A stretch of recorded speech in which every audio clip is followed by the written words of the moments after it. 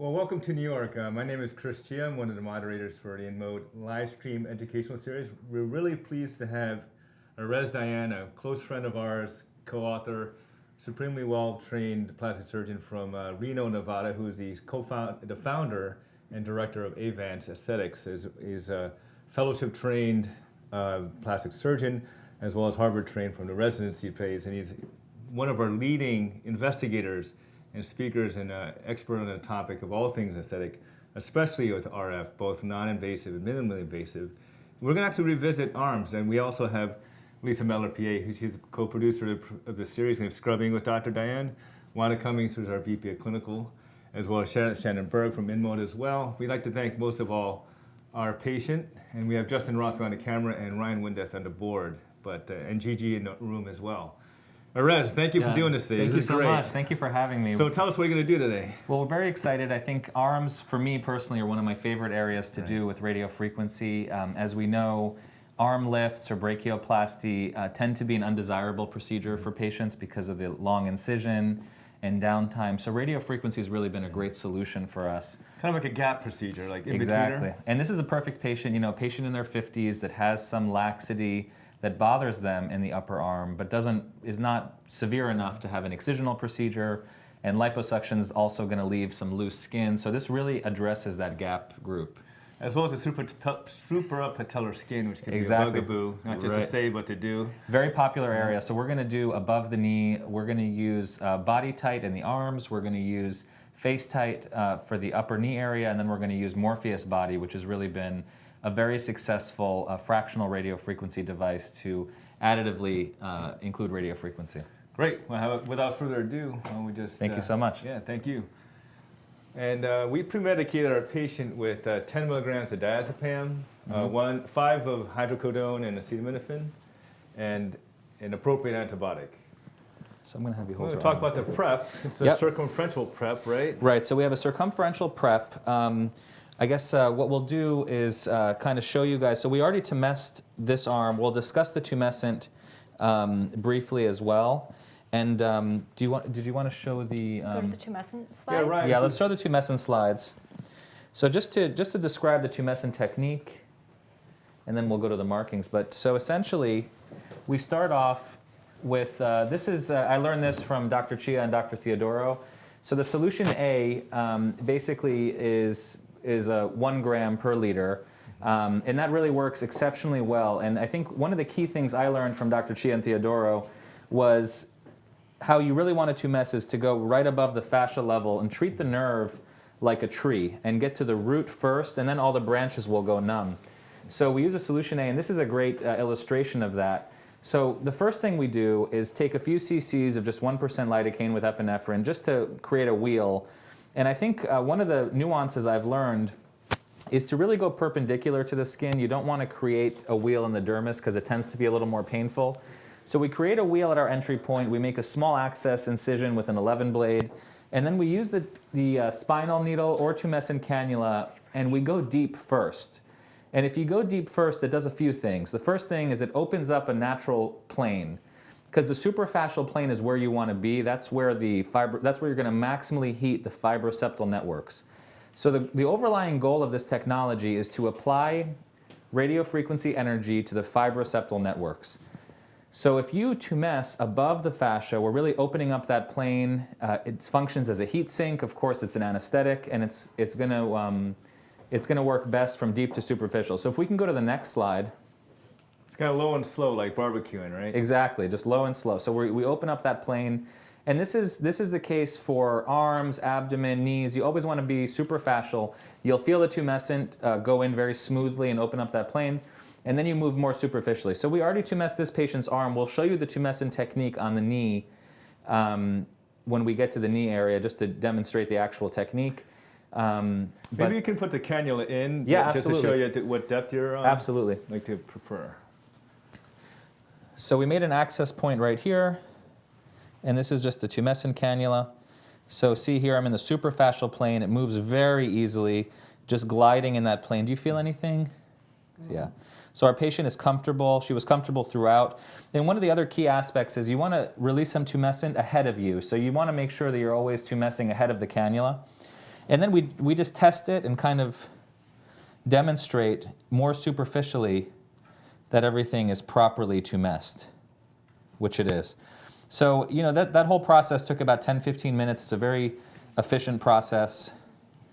And we probably used about 150 cc's on her arm. So it's about 270 degrees you're getting around, correct? That's exactly right. We did a 270 degree and we just avoided our no-fly zone. We're going to show the marking so you'll see exactly kind of where that is. Hi, my name is Dr. Dayan and this is Dr. Theodoro. We are very excited to show you doing a minimally invasive radiofrequency assisted arm contouring case. Dr. Theodoro actually wrote the founding paper on this technology almost 10 years ago. Yeah, I did. So it's really a pleasure to be here with him. Yeah. He actually taught me how to do it, so it's a pleasure to be here with him. We have a patient today who's 56 years old. She is a classic, what we call treatment gap patient. So we have younger patients, middle-aged patients, and older patients. And what I tell patients is, your skin is like a rubber band. When you're young, you have good elasticity. As you age and as you have more children, the elasticity loosens and becomes less. So this patient's 56 years old. She has 2 children.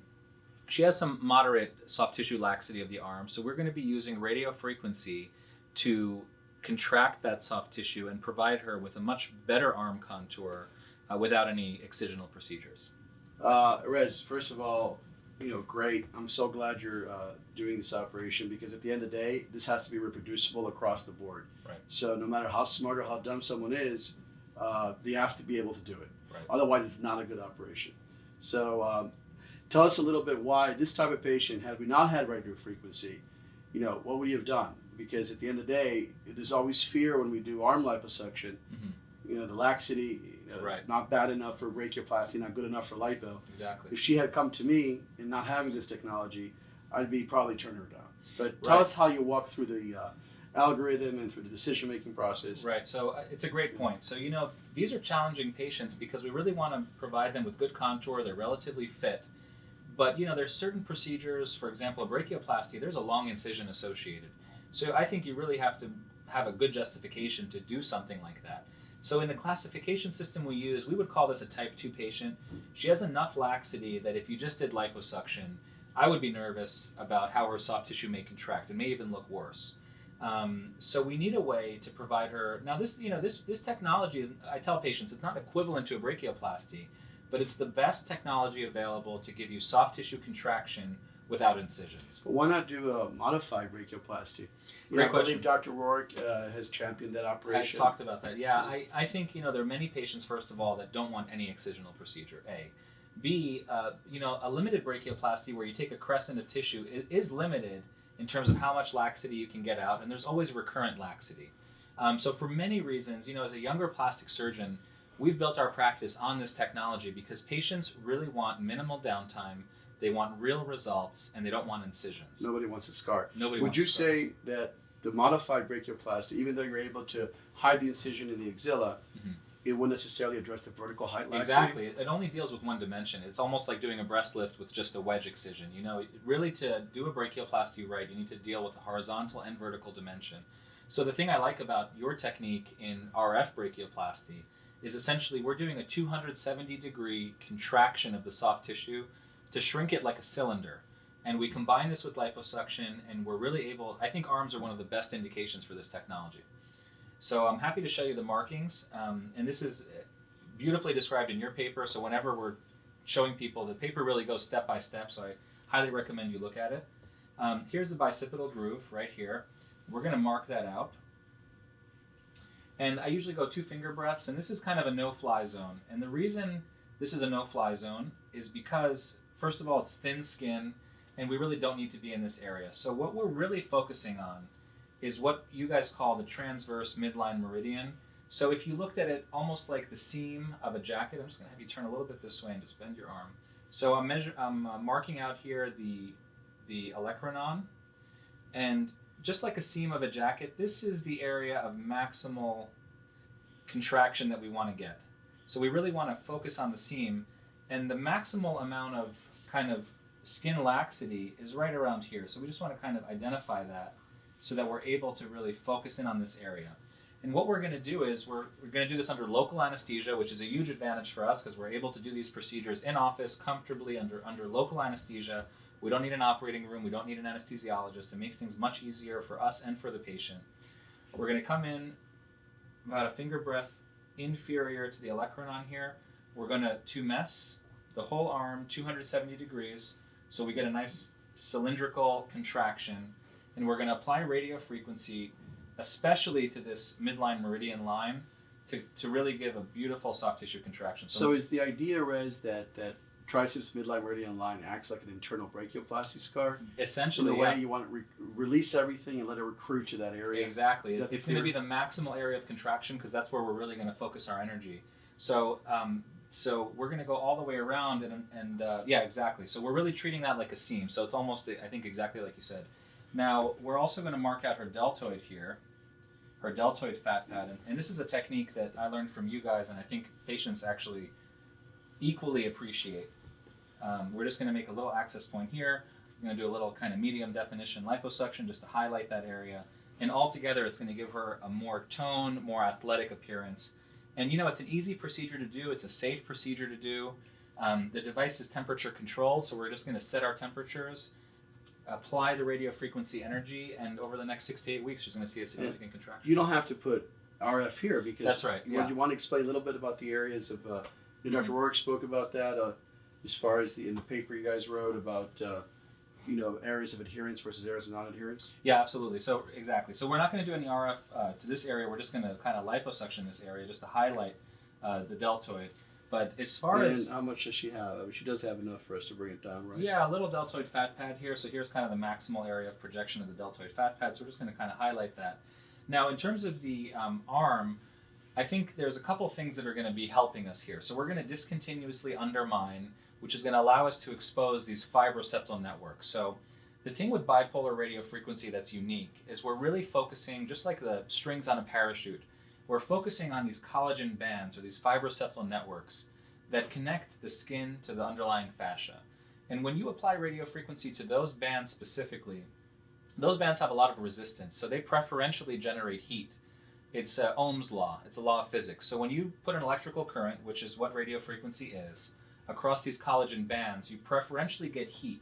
And we're bringing in the skin envelope just like a parachute. We're pulling the strings, and we've seen this in clinical and as well as animal studies. We're going to contract all this soft tissue, probably about 30-40%, and patients are thrilled with that because they feel like they got away with something. They had almost a arm contouring result with just one little minimal access mark, and it's going to give her a significant improvement. So I'm very excited for her. So here's your deltoid. I mean, it really finishes out here. So essentially, you're going to tighten all this stuff right here. Mm-hmm.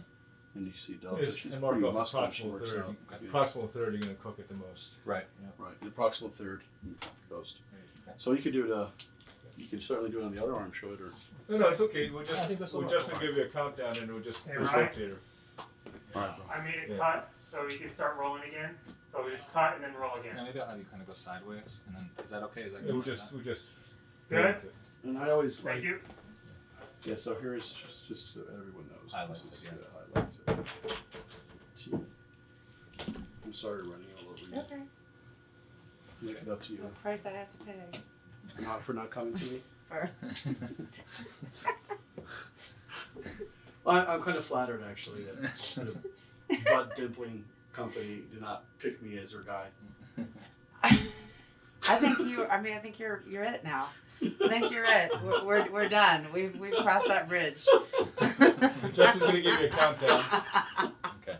Let's give him a countdown. You realize I'm talking to you when you're extremely. This is like the only time I ever talk to you like this again. Well, let's hope not. Ready? Ready? Okay, this is the hail capping position. The other thing we wanted to show is really the key with radiofrequency is segmenting the heat and being very systematic. So here we have in red our transverse midline meridian, and we have zone 1 and zone 2. So we're going to systematically heat each zone row by row. The key is really to reach target temperature throughout each row. And we're going to be concentrating the heat really in the proximal third to ensure optimal contraction. And as we mentioned, this is almost like a seam where we're going to focus our energy here. So almost like invisible brachioplasty scar underneath where we're going to maximally contract here.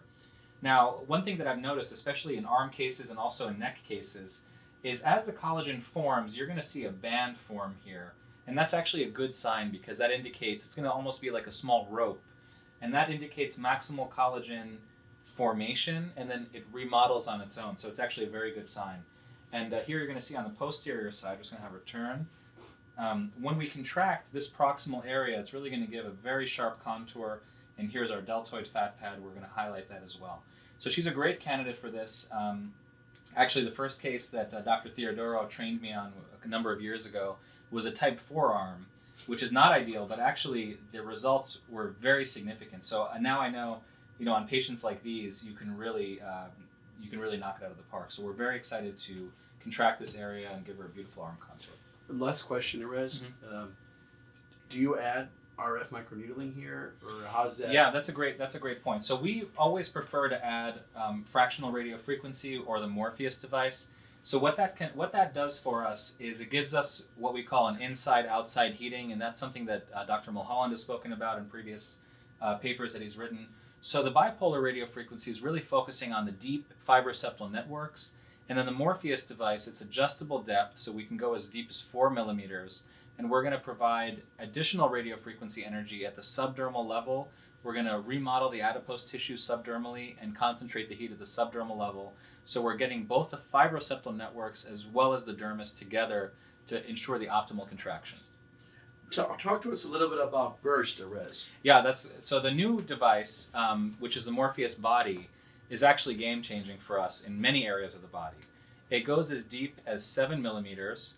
And it has a burst mode. And the burst mode accomplishes radiofrequency, just like it sounds like bursts or vulcanization, at 3 different levels. And we know that with radiofrequency, the more heat you apply, the more resistance the tissue has, and the more effective the radiofrequency is. So if we're able to hit those 3 layers at that depth, it's very additive. It's actually very synergistic with what we're doing with BodyTite. So it's been a game changer for us. And last thing, I know you did the study on lymphatic and perfusion on Morpheus. Right. So I think it's important maybe tell our audience because since you did the work and you're an expert in lymphocytography and lymphatic flow. Yeah. Why does Morpheus not affect the subdermal plexus as opposed to the lasers and technology? Well, it was a great question, and when we were talking about radiofrequency, there was always a senior plastic surgeon that would say, well, what about perfusion? What about the subdermal lymphatics? What about blood flow? And we knew that clinically there wasn't really a clinical effect in terms of perfusion issues or lymphatic issues, but we took it a step further and we used the most sensitive diagnostic modality, which is indocyanine green. We injected it intravascularly, and we also injected it subdermally. And what we found, very interestingly, and this is consistent with all the basic science studies ever done on radiofrequency, is that when we apply heat, we're basically triggering a wound healing cascade, which upregulates proteins such as VEGF, vascular endothelial growth factor, which causes angiogenesis, neocollagenesis, and also causes lymphangiogenesis. So now we actually use radiofrequency to treat things like malar edema, where we have a localized lymphatic obstruction, or filler complications, where we have tear trough fillers that have caused localized swelling. So radiofrequency actually has many different benefits there. So in this case, Erez, a lot of women have some fine wrinkling. She doesn't, but they have some fine wrinkling over the interior aspect of the biceps, and also, they might have fine wrinkling in this area as well. Right. Yeah. So would you approach this arm, and what do you tell patients ahead of time? Do they need another treatment, or is it just one treatment at the same time you do the BodyTite? Well, fine wrinkling is a really hard problem, as you know, and we've had a hard time. Do you volumize it? Do you remove it? Do you excise it? And Morpheus has actually been excellent for that in combination, because with Morpheus it's adjustable depth, so we can treat as superficial as 0.5 millimeter and go all the way down to 7 with the body in burst mode. So we actually do multiple passes at multiple depths to really impact the superficial and deep layers. Right. My last question, and this is sort of a fine polishing question. She does have some fair amount of sun damage of her arms, and other than maybe a little fine wrinkling in this area, as you can see. So this area you would treat for Morpheus, just to be clear. Right. Right. And would you do anything with an IPL, for example, or Yeah, Lumecca, actually, or the something like that? Lumecca device. The Lumecca device. Would you follow up is, with that, or? Yeah, I love the Lumecca device, and actually, I'd probably start with the Lumecca device because it has a it's a wavelength. So on someone like you, I'd probably treat with a 580 nanometer, and it's super targeted for brown spots. So I'd first actually start with the Lumecca. You would see all these spots darken significantly, and over the coming days would fall off, and then I would go ahead and treat with Morpheus. So everyone talks about Lumecca for sort of hands or the décolletage or Right. the face, right? We use it all over. We use it on back, chest. She's actually a fantastic Lumecca. I mean, I just see the spots. And what you do need to tell patients, though, is that those spots are going to get much darker. Because if you don't tell them, they get nervous if they haven't had an IPL. It's a very specific and high-power IPL. It works exceptionally well. The beauty of radio frequency is that it's color blind. And so I treat with the Lumecca first to get all the brown spots, and then you can treat African American patients with radio frequency and not worry about any pigmentation. So basically, 3 concepts. Obviously, BodyTite you use everywhere in the body. Right. Full body microneedling is the paper you authored Mhm. with Dr. Burns, Right. as I recall, in ASJ. Right. And you could also use Lumecca full all over the body as well, right? It's a perfect Not many solution. people actually. Yeah, You can know, do why? that. Why would you? The skin is the largest organ in the body. Right. So the whole concept of full body microneedling, full body IPL, all these elements is something I think that has never really been. Maybe it's being done, but no one has actually really addressed it. So you have a Right. full body solution, it seems here. Well, with the Morpheus body especially, we can really get deep in. So for patients that don't want a minimally invasive procedure, they want more of a needling procedure, we have Morpheus. If they just want skin surface, we have Lumecca. So we actually have a wide range, just like you're pointing out, from surface to deep fibroseptal networks to treat this patient. Now, this slide here I think is very important, and I show this to patients. So I basically tell patients, look, your skin is very simple. It's like a rubber band. When you're young, that rubber band has great elasticity.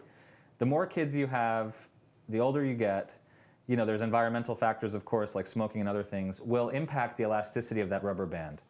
This technology is best and really key for that middle group of patients. So the middle group is a difficult group to treat because existing technologies, we've been very good at removing fat, but skin tightening is kind of the holy grail. And this particular patient we have is a classic example of a treatment gap group. So if you look here at the picture-in-picture of her arms, she's not really a great brachioplasty candidate. I feel like that would be overkill. But if you just did liposuction on her case, she would have loose skin.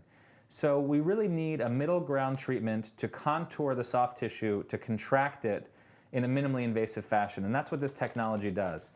Now, the nice thing about radiofrequency is that it's existed for almost 100 years.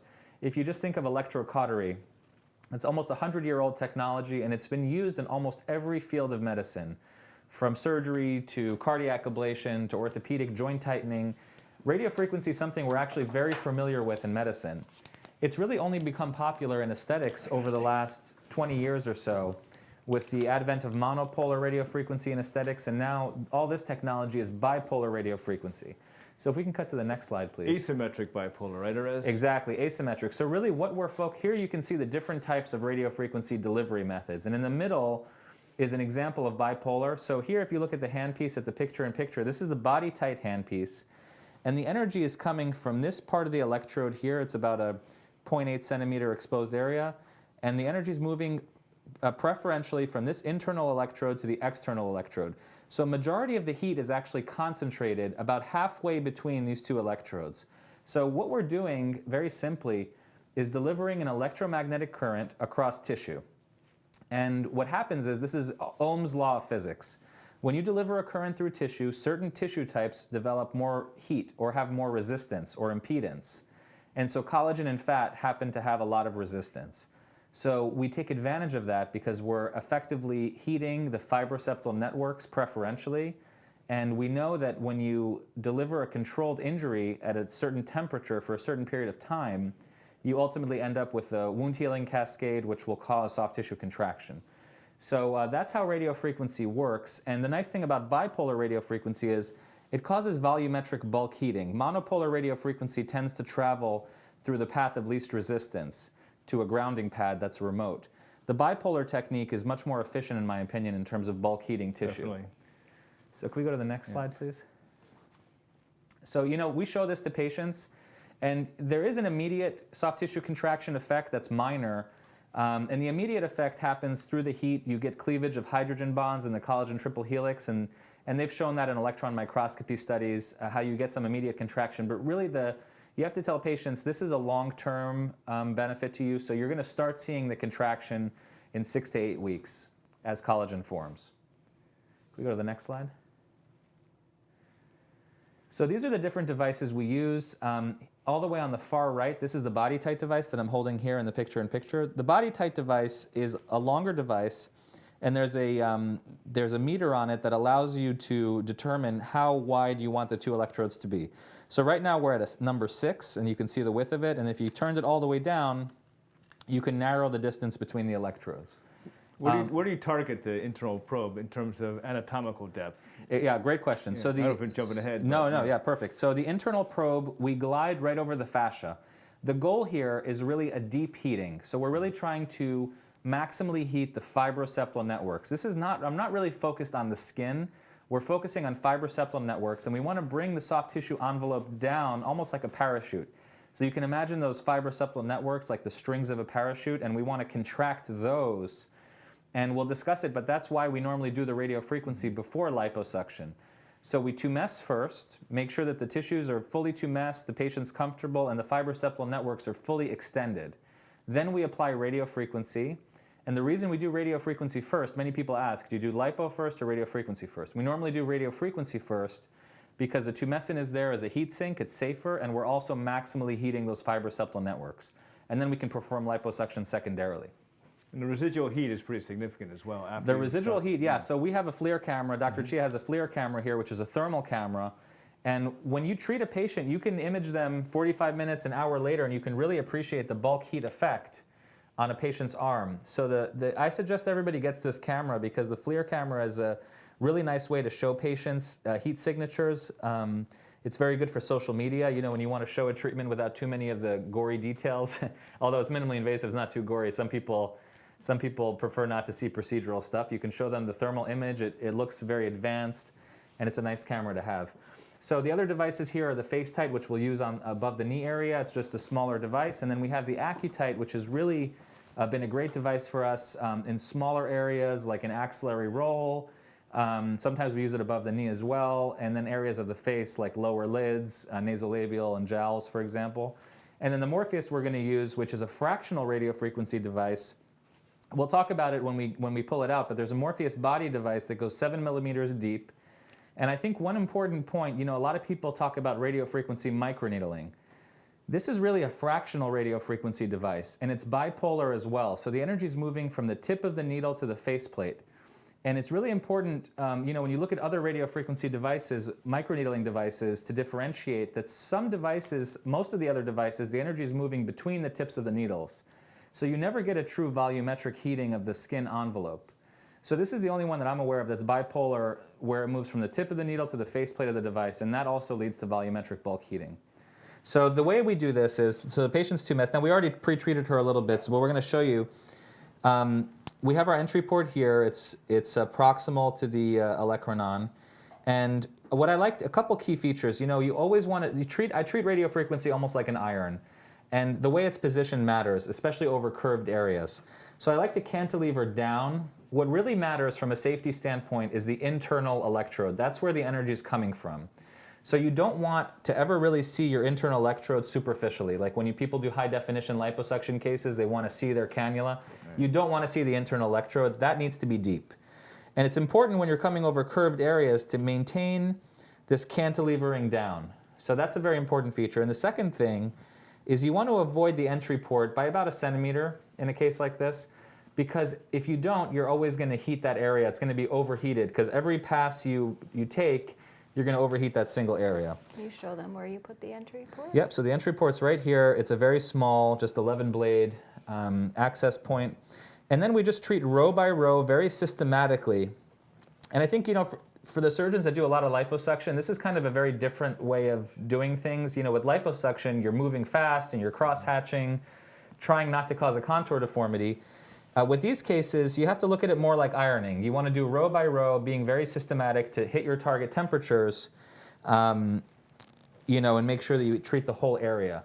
So if we can angle the camera down just a little bit, just to show the top here. So I'm going to show you how we do a row, and we're going to talk about the audible alerts as we go.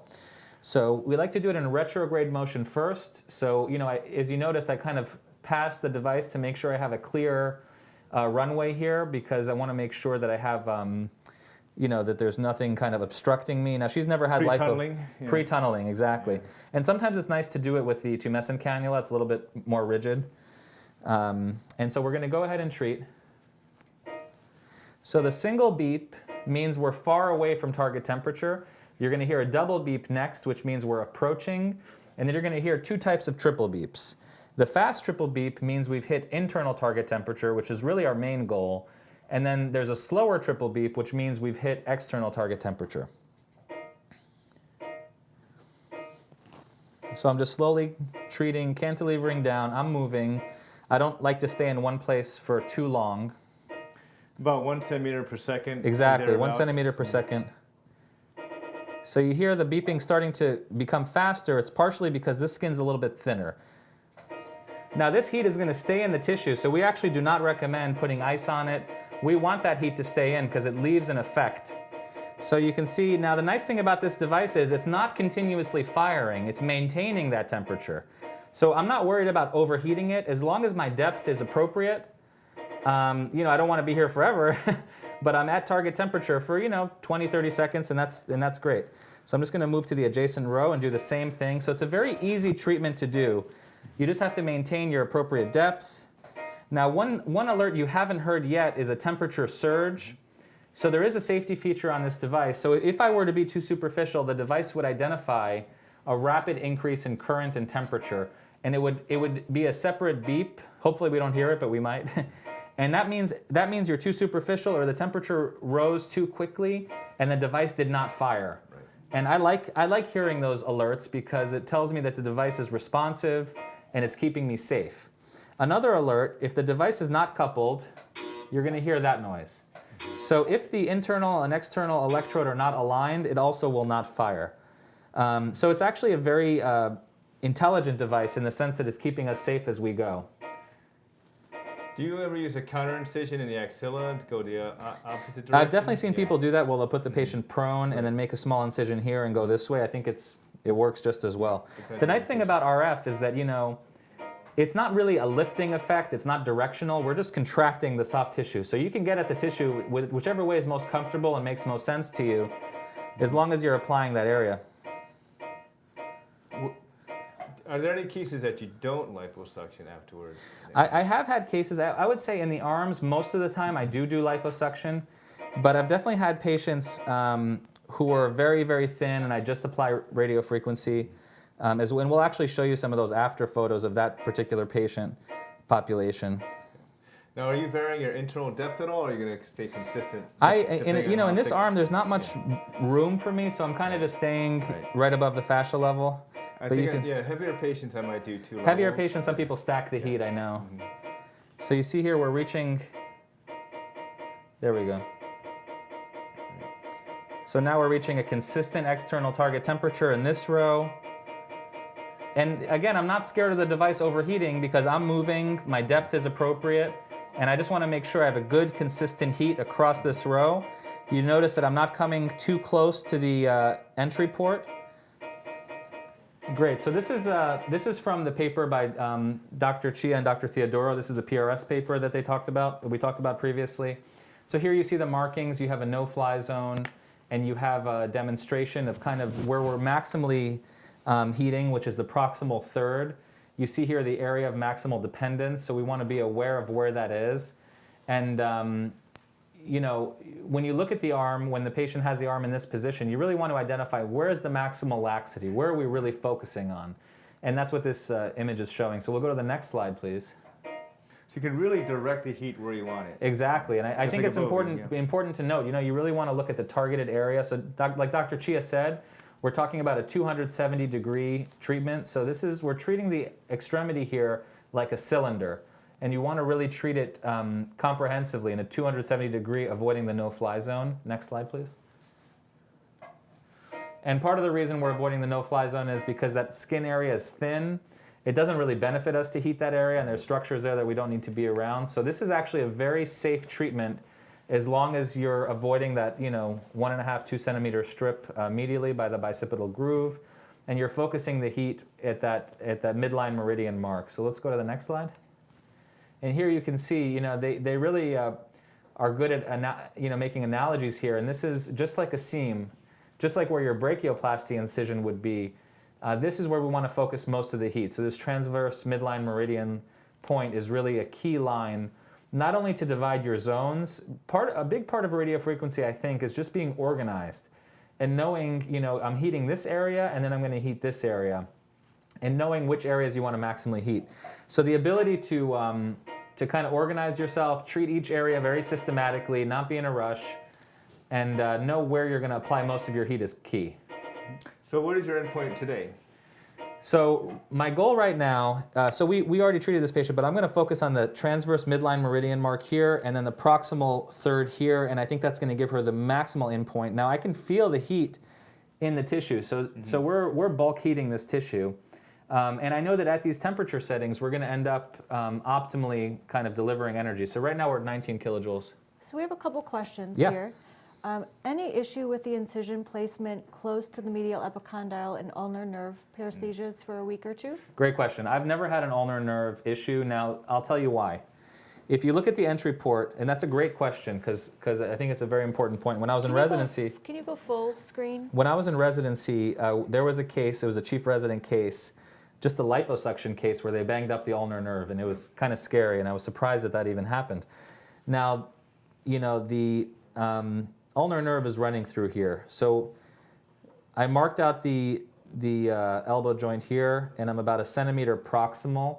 And don't forget that I'm not heating 1 centimeter around that either. So I'm a good 2 finger breaths away from any kind of danger territory. So I'm really not thinking about that. And that's part of the reason I kind of like to treat this way down, because I'm moving away from any kind of nerve or problem area. So I generally don't get too concerned about that at all. Yep, so this is a great illustration of exactly how we did it. So I made one access point right over the transverse meridian here. And through that area, I'm really able to fan to all treatment areas within those lines. We'll go to the next slide, please.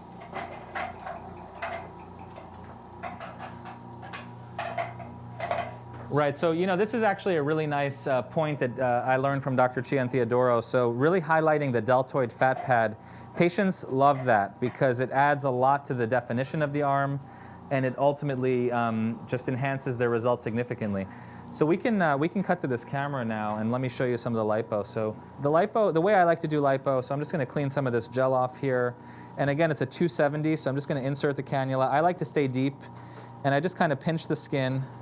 I like to stay deep here because I don't want to cause any contour issues. And she doesn't have a particularly large arm, so I'm just kind of fanning out, debulking, and kind of trying to focus here a little bit on some of the areas of a little fullness more proximally. Let's go to 2, thank you. So obviously same principles on the RF that Lisa had started, but what about the suction of the knee? What are your considerations there? I personally, I don't generally suction the knee. Frankly, I don't generally like suctioning, if I don't have to, if it's not really a big case, I don't like suctioning the lower extremity in general, personally. But thighs I'll do, but selectively. Yeah, I would caution, this is an advanced course, so people are out there do a lot of this stuff, but I never, even if they look like they're begging for fat, because you're going to just remove support. Right, and exactly. as a matter of fact, we actually put fat in, I'm sure you did the same. Right, to try add to support. make the pillar kind of like an infracludial crease. Exactly, yeah, totally. So above the knee area, I think RF with, like a bipolar RF, like a FaceTite or a BodyTite, or an AccuTite is excellent, and then adding fractional radiofrequency is very additive here. This is a huge problem area for patients, and I think that honestly, in the right market, you could probably make a whole practice just based on above the knees and axillary rolls. Mm-hmm. And it's very easy to do. So same thing, we made a little wheel of local. We, to mesh this area just above the fascia. So this is a FaceTite applicator. It's just the right size. Take a little more gel, please.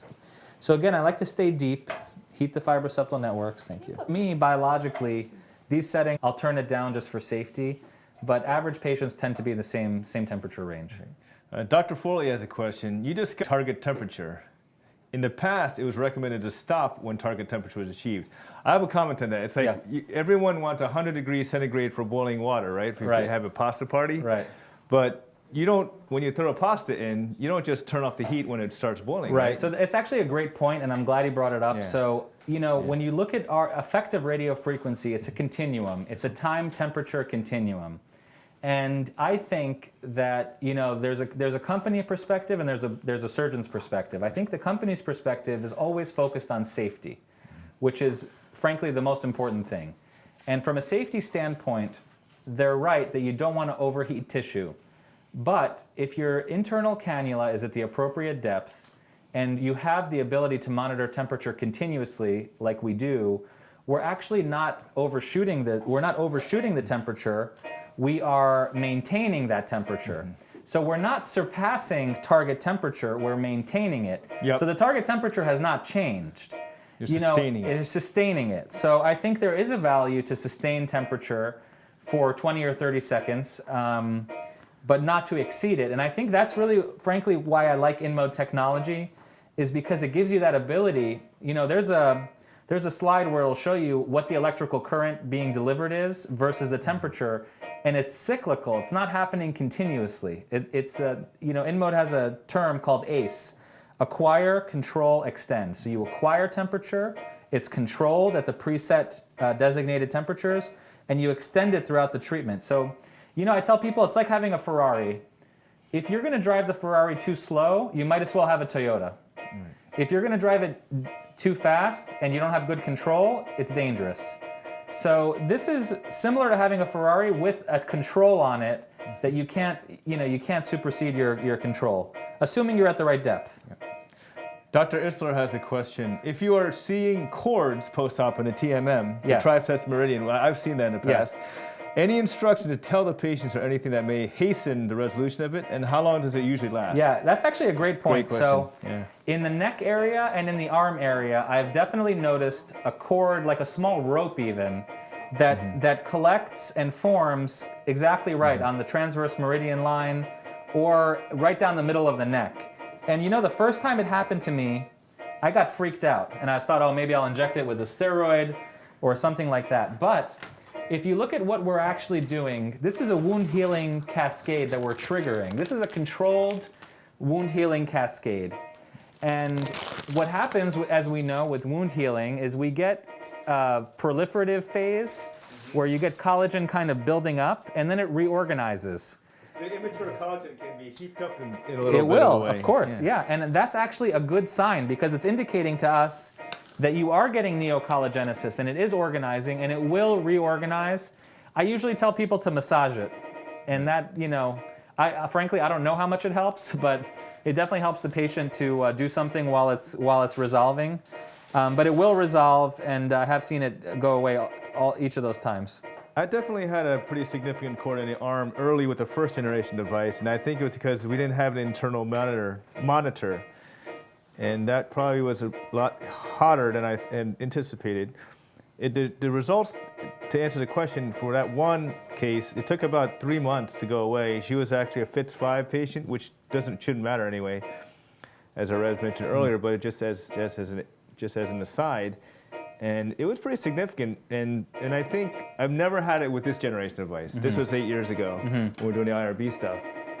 So the RF device is definitely powerful. So I'm going to show you here the Morpheus settings. So there's actually a number of different hand pieces. So we have the standard Morpheus, which has 24 pins, which actually can hold a 24-pin head or a 12-pin head or a resurfacing head. So it's very versatile. What we're using now is the Morpheus Body, which is rather new. It's the same concept, but it's a larger depth and it's a larger headpiece. So we have 40 pins here, so it's almost twice the size as the standard Morpheus, which is great for body areas because it moves more quickly. Now we're gonna treat at a 5mm depth, but we can go all the way down to a 7mm depth. And what's unique in this technology, it's called vulcanization technology. You see here on the mode, this is burst mode. Burst mode means we're treating at 2 or 3 different levels. So we can treat at 753, we can treat at 642, or we can treat at 2 levels as well. And that's actually been hugely beneficial because we're really able to level the heat, stack the heat, and treat multiple layers at the same time. So we've actually really enjoyed the Morpheus body. So how do you determine the depth from besides the obvious, how thick it are, but are there other considerations in terms of your 753? I always like to do multiple levels. So even with a Morpheus, the standard Morpheus on the face, for example, I'm doing at least 2 levels. It's a safe device. I haven't had issues with pigmentation. I haven't had issues with arcing or anything because it's bipolar. So if you're not in the tissue, you feel that a little bit there? How about number of passes and power, like other considerations? Yep, so I usually start at about a 20 to 25 and titrate up based on patient comfort. So you hear the double beeping. So the double beeping is indicating that it's hitting at 2 different levels. So in this case, we're hitting at 5 and 3. With the Morpheus body, I don't stack pulses. With the standard Morpheus, I do. It is a powerful device, so I'm careful not to overheat. Actually, Lisa taught me that I actually went down on the power and increased the number of pulses total. And I think that mitigates the risk Right. and enhances the efficacy. Right, so I usually do about 1,000 pulses on the face and neck, which has been kind of my number. Yeah, which I thought was a lot, but actually it goes pretty quickly. It goes quickly. It's a quick treatment, as you can see. And you can have your extenders do it for you also. And the nice thing is we don't worry about arcing, so you can see here on the headpiece, so the energy is moving from the tip of the needle to the faceplate of the device, and you can see the burst mode, how the needles are moving in 2 different levels. So let me see if I can show that better. So it's a very efficient device. There's 40 pins. These are not micro needles. These are really fractional radio frequency. So we're creating columns of radio frequency heat from the depth all the way to the superficial area. So it's very beneficial in combination with the bipolar radio frequency.